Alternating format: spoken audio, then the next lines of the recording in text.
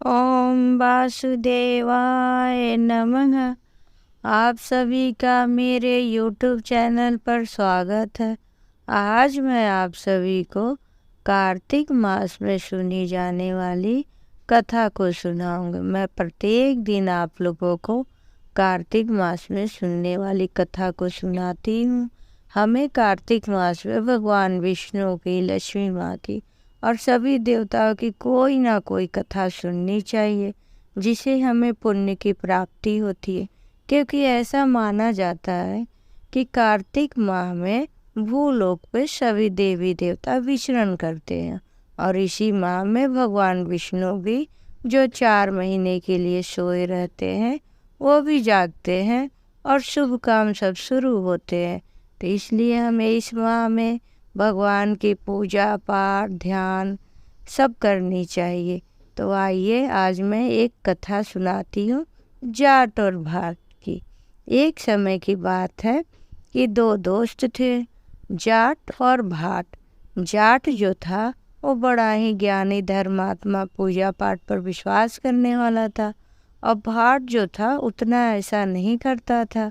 दोनों ने एक बार साथ ही बाहर, गांव से बाहर जाने की पर अपना विचार किया।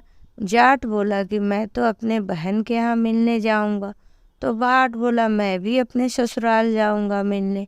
दोनों जो है एक साथ निकल पड़े। कार्तिक माह की ये बात है। दोनों जब जाने लगे तो रास्ते में एक जगह वो लोग एक नगर के पास बैठे। नगर के पास कुआं था, वहीं पे बैठ गए। तो जाट बोला चलो हम लोग यहाँ पे नगर पूजा कर लेते हैं। तो भाट बोला नहीं नहीं, मैं ये सब पूजा पाठ नहीं करूँगा, तुमको करना है तो करो, मैं अपने ससुराल जा रहा हूँ। जाट बोला ठीक है। जाट वहाँ थोड़ा सा चावल पानी सब लेके नगर का पूजा जो होता है वो किया, और पूजा पाठ करने के बाद वो अपने बहन के यहाँ गया। बहन के यहाँ गया तो बहन ने उसकी बड़ी आव भगत की, अच्छे अच्छे पकवान खिलाए।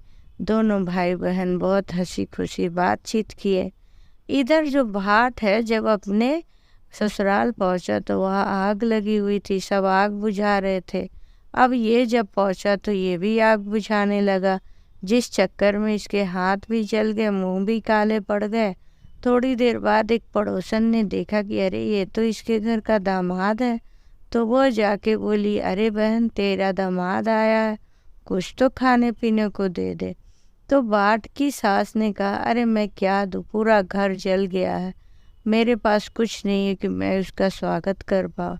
तो पड़ोसन जो थी एक सूखी रोटी और छाछ लेके आई और बाट को दे दी। बाट ने वही खा लिया और फिर दूसरे दिन वो अपने घर वापस आने लगा। इधर जाट भी अपने बहन से विदा लेके आने लगा। तो वो दोनों फिर वहीं पे मिले नगर में कुआं के पास। तो जाट बोला अरे क्या हाल चाल है। तो बोला अरे क्या बताओ, मैं तो ससुराल गया, वहाँ आग लगी थी, मेरे हाथ भी झुलस गए, चेहरे भी काले पड़ गए। वो तो पड़ोसन एक थी तो जिसने मुझे एक सूखी रोटी और छाछ दिया, वहाँ तो बड़ी दुर्गति मेरी हो गई। तो फिर पूछा बाट जाट से और तुम्हारा। तो बोला नहीं नहीं, मेरी बहन तो बड़ी अच्छे पकवान बनाई थी, हमने बड़े मज़े से खाए और भाई बहन ढेर सारी बातें की। फिर वो जाट बोला कि अरे हम नगर में यहाँ आए हैं, आओ नगर पूजन कर लेते हैं। बाट बोला ना बाबा, मैं थक गया हूँ, मैं पूजन नहीं करूँगा, तुम जाओ पूजन करो, मैं चलता हूँ। जाट कुछ ना बोला। जाट वहाँ अपना चावल निकाला, पानी निकाला, नगर पूजन किया, उसके बाद से चल दिया। इधर भाट जैसे ही घर पहुँचा, उसके घर की भैंस गायब थी। उसके पिता ने जोर से चिल्लाया, बोला तू कल ससुराल गया तो वहाँ आग लग गई, आज यहाँ आया भैंस चोरी हो गई, खो गई है, नहीं मिल रही, तू जब तक भैंस ढूंढ के लाएगा नहीं, मैं तुझे घर के अंदर लूँगा नहीं। और बाट को घर से निकाल दिया। इधर जाट जब घर पहुंचा तो उसकी मौसी बड़ी इंतजार कर रही थी कि कब बहन के यहाँ से जाट आएगा। अच्छे अच्छे पकवान रखी थी और खिलाया पिलाया और बहन का हालचाल पूछा। फिर कुछ देर बाद दोनों जो है मित्र बाजार में मिल गए। तो वो बोला कि अरे क्या बात है, तुम्हारे क्या हाल चाल है। तो भाट बोला, अरे क्या हाल चाल है। घर में आया, भैंस ऐसे हो गया और वहाँ आग लगी थी, मेरी तो बड़ी दुर्दशा हो गई। वो बोला, अरे मैं तो घर पे आया था तो मौसी ने बड़े अच्छे अच्छे भोजन बनाए थे। बहन का हाल चाल पूछा तो भाट बोला, क्या बात है कि तुम्हारे सारे काम अच्छे हो रहे, मेरे नहीं हो रहे। तब बोला, देखो मैं नगर पूजन करता हूँ और तुम नहीं किए, तुम्हें करना चाहिए। तो भाट बोला, अरे भाई चलो मेरे नगर पूजन करा दो। उसने चावल निकाले और पानी लिया और नगर का पूजन किया। और नगर पूजन में यही कह रहा था कि कृष्ण भगवान को आभार व्यक्त कर रहा था कि भगवान द्वारिकाधीश आप ही के वजह से ये सब चीज़ है, आपके आशीर्वाद के बिना कुछ नहीं हो सकता है। नगर पूजन किया और नगर पूजन करके जैसे ही भाट उठा तो उसने देखा क्या कि उसकी खोई हुई भैंस सामने थी। वो भैंस को लेके चला गया घर पे। घर गया तो उसकी माँ उसके पिताजी से बोल रही थी, अरे मेरा बेटा ससुराल से आया, आते आते तुमने ऐसा उसको भैंस के ढूंढने के काम में लगा दिया, कुछ भोजन भी नहीं कर पाया। आ बेटा जल्दी आ। अंदर अंदर गया। माँ ने अच्छे अच्छे पकवान बनाए थे, उसे खिलाए।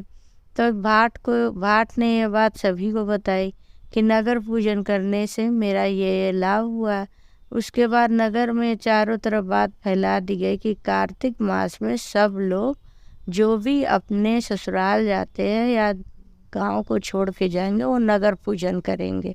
और उसके बाद से कार्तिक माह में ये रिवाज बन गया कि जो भी कहीं नगर से बाहर जाता था या आता था तो नगर पूजन करता था। नगर पूजन में यही होता था कि हम अपने आराध्य देव भगवान विष्णु या कृष्ण शालिग्राम या जो भी भगवान है उनका हम एक तरह से आभार व्यक्त करते हैं कि हम आपने इस नगर में मुझे शरण दी या फिर से मैं लौट के अपने नगर को आया। इस प्रकार से कार्तिक मास में नगर पूजन का प्रथा शुरू हो गया। जिस प्रकार जाट और भाट की नगर पूजन से सभी समस्याएं दूर हुई, उसी प्रकार कथा सुनने वाले सुनाने वाले की भी भगवान रक्षा करे और उन्हें भी सद्बुद्धि दे। और नगर पूजन का विधि विधान इस प्रकार से चारों तरफ फैल गया।